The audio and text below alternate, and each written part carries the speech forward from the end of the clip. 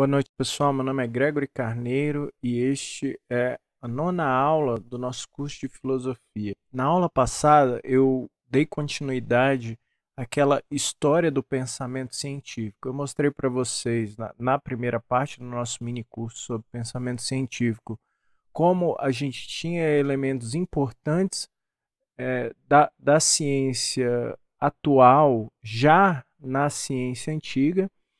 E depois, quando a gente pulou para a modernidade, eu mostrei como a modernidade foi capaz de atualizar alguns elementos que já estavam na filosofia antiga, em especial a parte do pensamento matemático, tirou algumas coisas da ciência feita na antiguidade, como aquela carga pesada da metafísica e como a noção de espírito. A ciência moderna modificou a noção de conhecimento, que era na antiguidade algo contemplativo, para uma noção voltada para a dominação da natureza. Ainda na parte 2 do nosso minicurso sobre pensamento científico, eu falei um pouco para vocês, mencionei rapidamente o positivismo no fim da aula. Positivismo como esse movimento que foi capaz de radicalizar essa ideia de ciência para fora dos limites do pensamento científico. E é isso, então, digamos, por causa dessa pequena lembrança do positivismo, a aula de hoje vai ser toda sobre positivismo. O positivismo, ele é um movimento criado pelo sociólogo francês e filósofo também, que viveu no século XVIII e XIX, e esse foi, digamos, o período em que nasceu e floresceu o pensamento positivista. E o movimento positivista não só como um movimento filosófico propriamente dito, mas um movimento intelectual como um todo. Auguste Comte, apesar do termo positivismo ter sido mencionado anteriormente, o positivismo aqui ele quer designar apenas essas coisas que são certas. Porque o pensamento positivista ele era bem restritivo para o tipo de coisa que ele acredita ser certo. E era bem largo as coisas que ele não queria mexer, que eles denominavam simplesmente metafísica. Tudo bem, agora a gente estava aqui em uma aula sobre pensamento científico, falando dos antigos, falando da modernidade. E qual é a importância, digamos, por que eu devo saber sobre positivismo? Eu tenho 3 motivos básicos para dar que, digamos, podem convencer vocês de que o positivismo é importante. Primeiro, é um movimento forte no Brasil. Foi forte no Brasil, mas ainda deixou marcas. A nossa bandeira, por exemplo, carrega bem no meio dela a frase ordem e progresso, que é uma frase conhecida e famosa por ser um lema positivista.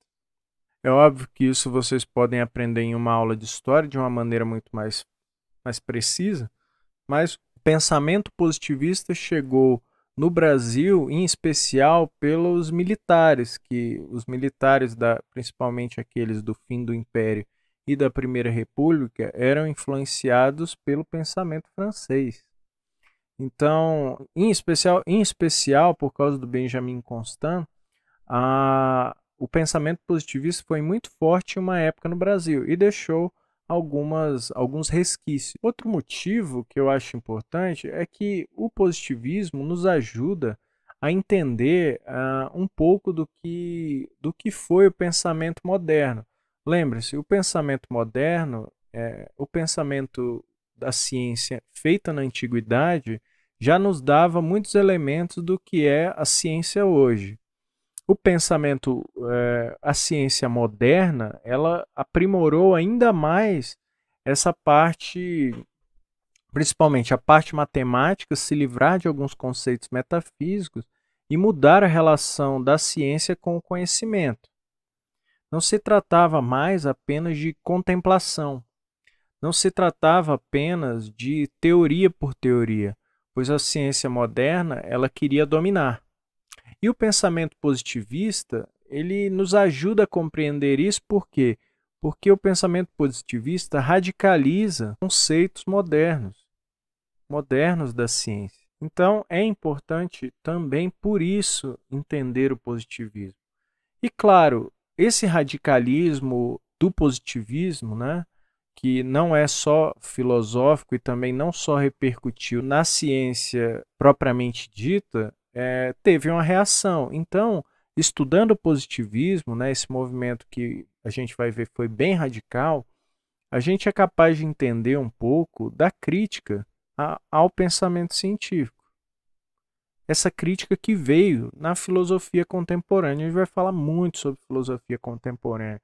Então, se vocês não entendem o que é filosofia contemporânea por enquanto, não se preocupe. Pois bem, eu já mencionei aqui que o positivo quer dizer o que é certo, mas a gente precisa desenvolver um pouco. O que de fato a gente precisa, quais os elementos que a gente tem que recolher para entender o pensamento positivista? Eu elenquei 3 ideias básicas que são muito, mas muito marcantes no pensamento positivista. O primeiro deles é que só a ciência produz conhecimento. Daí você vai me perguntar, mas professor, isso já não era assim na antiguidade? Já não era assim na ciência moderna, naquele início que a gente estudou com Isaac Newton? Não era assim. Veja que os antigos, para começar, os antigos faziam a ciência deles, o estudo do mundo exterior, o estudo da física, junto com a metafísica, junto com a cosmologia. A religião, no pensamento antigo, não era algo ignorado completamente, existia ainda. Mesma coisa a gente pode dizer do pensamento moderno. O pensamento moderno não achava que o conhecimento, por exemplo, da religião era algo que tinha que deixar de existir. Ele só não era aquele conhecimento que daria certeza. Não era um tipo de conhecimento que era capaz de ser preciso, de dar previsibilidade. E não tinha que ser eliminado. Veja, a ciência moderna, ela retirou algumas coisas de dentro da ciência, mas não quer dizer, por exemplo, que a filosofia tinha que acabar. Não quer dizer que a religião tinha que acabar. São duas coisas muito diferentes. Agora, dentro da ciência feita pelo positivismo, na ideia positivista de ciência, só a ciência mesmo produz o conhecimento. Nada mais. Tudo bem, o que é então a ciência? Bom, a ciência é fazer as coisas com o método científico. Primeira coisa, então a questão de método aqui fica bem forte. E esse método, ele é empírico, e vocês já sabem o que é empírico. Empírico é aquilo ligado aos sentidos e experiência. A gente vai entender daqui um pouquinho por que a experiência ganhou, digamos, esse aspecto tão forte aqui. E é um método descritivo do mundo. Agora você pode estar me perguntando, bom, eu sei o que é descrever. Bom, descrever é falar as características de alguma coisa, né? E se é empírico, quer dizer que eu vou estar descrevendo aquilo que eu estou vendo. E como que isso pode ser um método científico? Basicamente, o método científico positivista era a observação das coisas e a descrição de padrões que depois poderiam ser verificados de acordo com as suas previsões. Eu selecionei um exemplo para lá de interessante de um pensador italiano claramente positivista. No século XVIII, existia um criminologista, o nome dele era Cesare Lombroso. O que um criminologista faz? Ele quer entender as coisas que giram em torno do crime. O criminologista quer entender que tipo de pessoa comete crime, o que leva a pessoa a cometer crime, que tipo de crime uma pessoa determinada tem tendências a cometer. E, claro, a gente pode prever que tipo de crime que aquela pessoa vai cometer e esse tipo de coisa. O método do Lombroso era um método para lá de curioso. Vocês estão vendo as fotos aqui. Essa primeira foto aqui, ela mostra um pouco do método do Lombroso. Esse rapaz aqui que está sendo medido, ele é alguém que foi preso, pessoa que cometeu um crime. O Lombroso ia lá Veja, o método é empírico e por observação. E ia falar com aquele cara que ele já sabia que era um criminoso. Aí ele media o tamanho do nariz do cara, ele media o tamanho da cabeça desse cara, ele media a distância dos olhos, ele media o tamanho dos olhos e ia fazendo esse tipo de observação. Então, se esse cara aqui, por exemplo, eu não sei exatamente a história desse cara aqui, mas ele poderia ter roubado. Aí o Lombroso ia falar: bom, a pessoa que rouba, pelos meus estudos, tem um nariz com 2 centímetros, 30 centímetros de raio na cabeça. E anotando esse tipo de informação, veja, informações empíricas sobre essa pessoa aqui.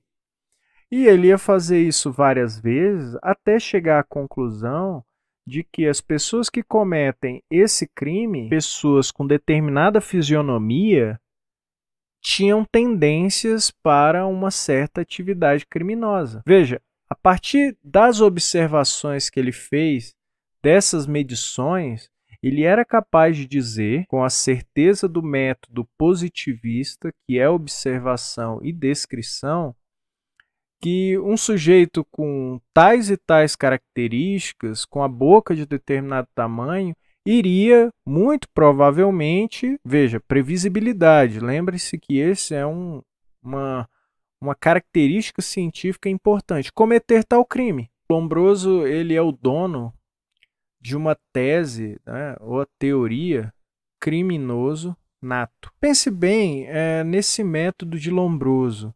Isso aqui faz sentido para vocês? Parem para pensar, se precisar, pare o vídeo. Isso aqui faz sentido para vocês? Aqui, enquanto vocês pensam, aqui tem uma foto do acervo do Lombroso. Veja que ele seleciona aqui já, digamos, pessoas às vezes parecem ter algum tipo de deformação na cabeça.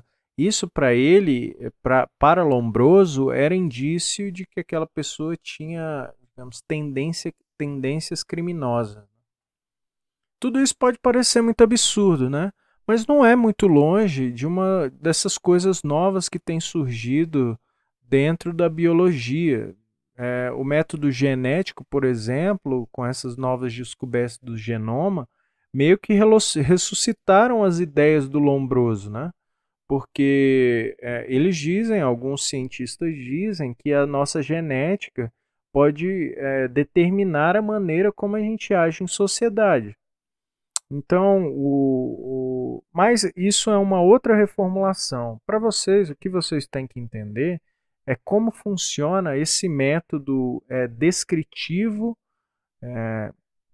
empírico do positivismo, que o Lombroso aplicou de uma maneira bem fiel. Voltando para o nosso tema geral, então a gente já viu que para os positivistas só a ciência produz conhecimento, o método da ciência é empírico e descritivo, a gente acabou de explicar com o Lombroso, então eu vou botar aqui exemplo Lombroso. E se só a ciência produz conhecimento, para os positivistas, todo conhecimento, né, tudo que a gente chama de conhecimento, deve se tornar científico. E aquilo que não dá para ser científico tem que ser eliminado.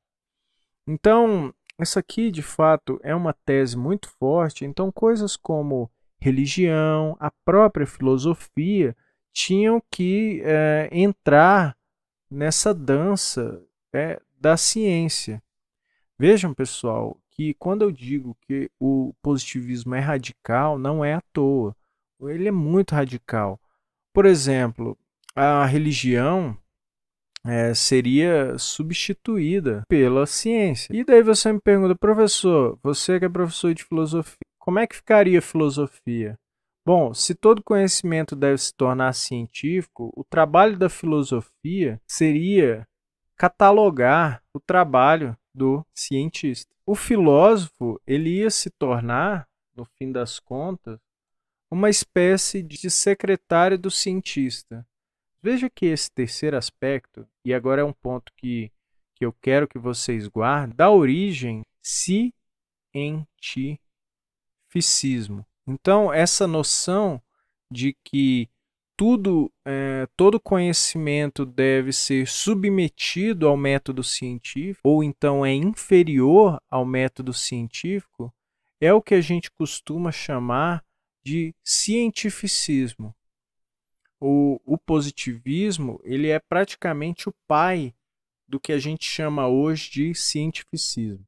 Nesse momento, você pode estar me perguntando assim, poxa, mas não tem limite para onde os positivistas vão? E o conhecimento comum, e a religião, e as coisas que eu acredito, espírito, essas coisas, para onde vão?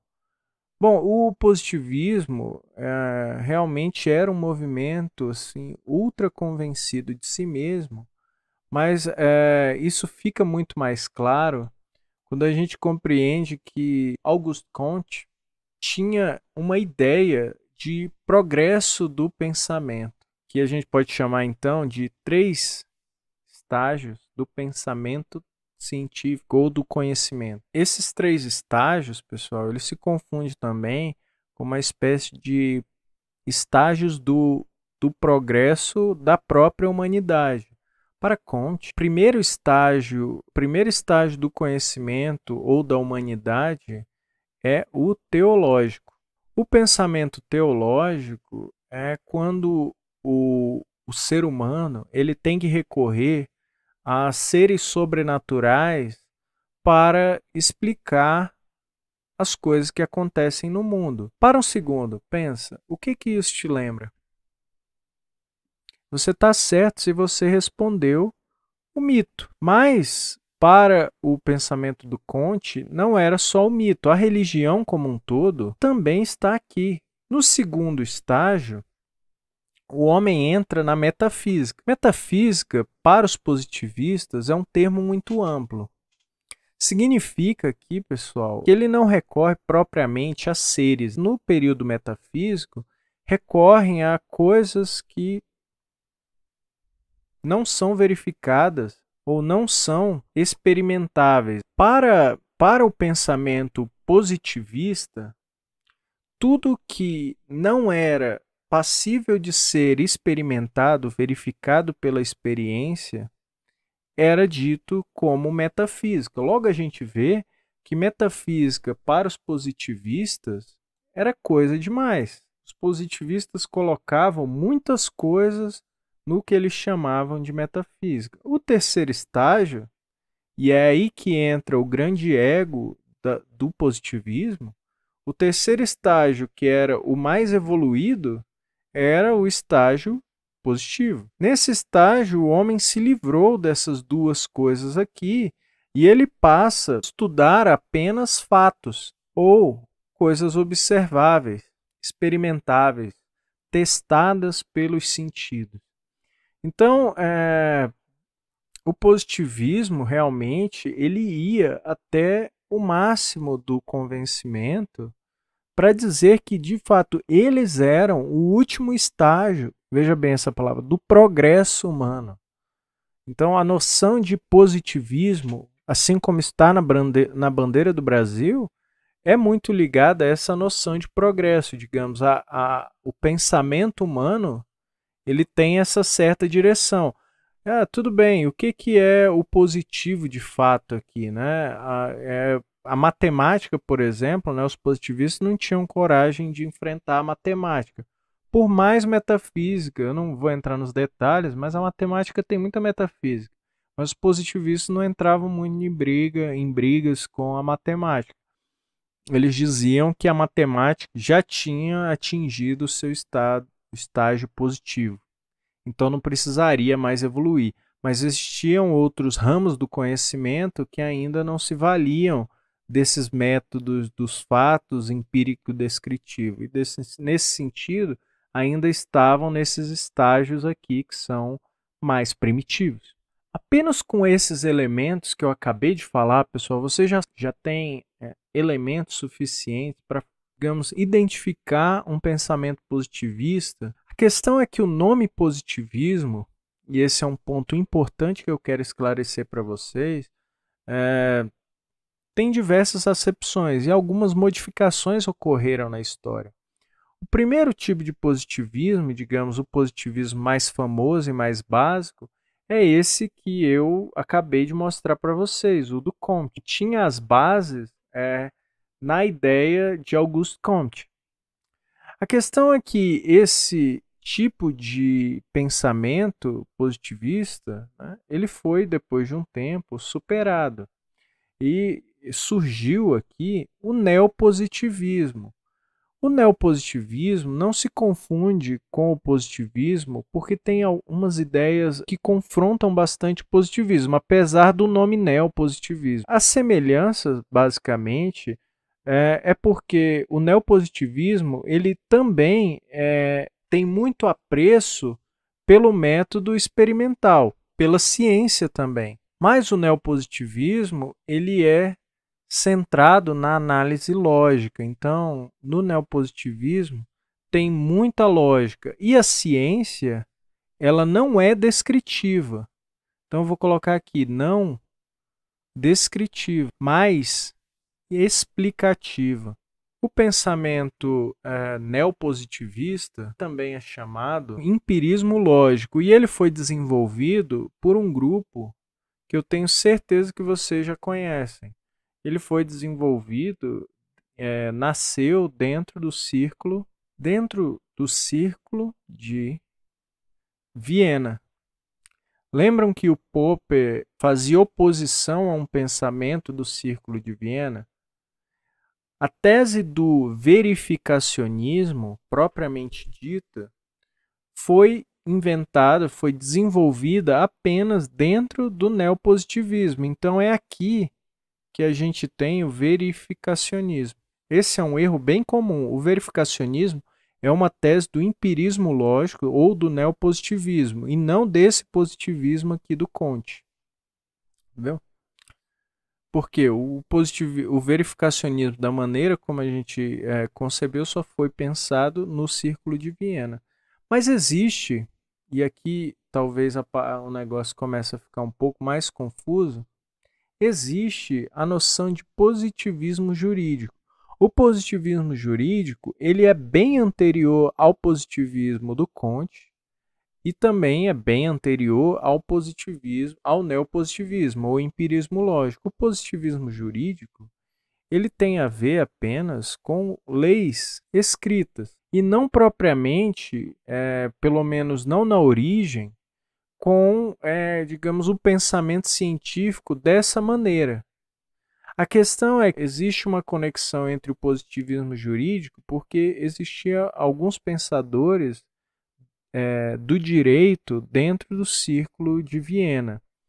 Mas, de maneira geral, o positivismo jurídico ele só é uma oposição a noção de direito natural. Então guardem apenas que o positivismo jurídico, ele fala que o direito são leis escritas pelo homem, ok? Então vocês aprenderam aqui, pouca gente sabe disso, isso é uma confusão bem comum, que existem essas três maneiras distintas de pensar o positivismo. O tema principal da nossa aula é esse aqui e esse aqui. E a gente já estudou um pouquinho esse neopositivismo dentro do verificacionismo. Esse neopositivismo aqui, ele começou, pessoal, na década de 1930. Então ele é bem mais recente do que o positivismo, digamos que é do século XVIII e XIX. Correto? O neopositivismo já é século XX. Então, é algo bem mais recente. Tudo bem, professor, a gente já estudou bastante história, a gente já viu as características do pensamento positivista, que só a ciência produz conhecimento, o método da ciência é empírico e descritivo, todo conhecimento deve se tornar científico. A gente viu um exemplo aqui do Lombroso, o rapaz que gostava de medir a cabeça dos detentos e achava que isso ia explicar a criminalidade. E daí a gente aprendeu também rapidamente as três maneiras como a gente pode ver o positivismo, certo? Tem o positivismo jurídico, tem o positivismo original do Comte, e tem o neopositivismo, que é uma visão, ainda que experimental como o outro positivismo, né? A ciência ela não é mais descritiva, mais explicativa. Tem muita lógica dentro do neopositivismo, que também é chamado de empirismo lógico, e é o criador da tese do verificacionismo, ok? Tudo bem, agora a gente tem que saber, peraí, quais as consequências desse pensamento radical todo? Veja, o positivismo, ele morreu, mas ainda ele dá alguns chutes, né? Existe uma corrente dentro da psicologia que a gente chama de behaviorismo. Behaviorismo vem de behave, que quer dizer comportamento, vem do inglês mesmo. Para a tese behaviorista, que é vigente até hoje, a psicologia só pode ser entendida pelo estudo do comportamento. E agora você me pergunta, por quê? O comportamento é a única coisa que a gente pode observar. Logo, para um behaviorista, apenas o estudo do comportamento dentro da psicologia tem capacidade de ser científico. O behaviorismo existe até hoje, viu? Não morreu. O behaviorismo ainda é vigente. Mas o que é mais interessante para o nosso curso é entender que esses ideais, em especial do cientificismo, desse uso da razão prática, veja que aqui, pessoal, aquele pensamento de dominação positivista, a dominação científica, aliás, que nasceu na modernidade, foi lá no céu. Chegou a dominar a própria filosofia. A filosofia virou uma espécie de secretária executiva da ciência.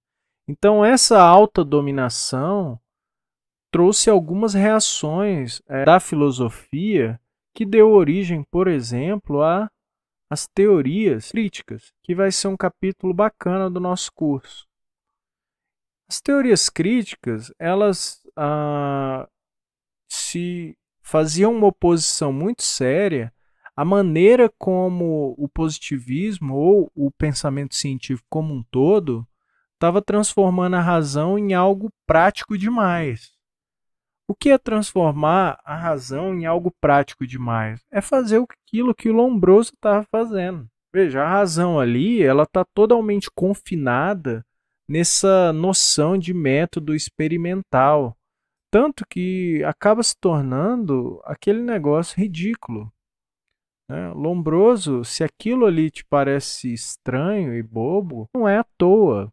Mas aquilo, para as teorias críticas, era apenas um reflexo do instrumentalismo exacerbado da razão. A gente vai entender isso depois. Então é isso, pessoal. Eu espero que essa aula possa ter ajudado.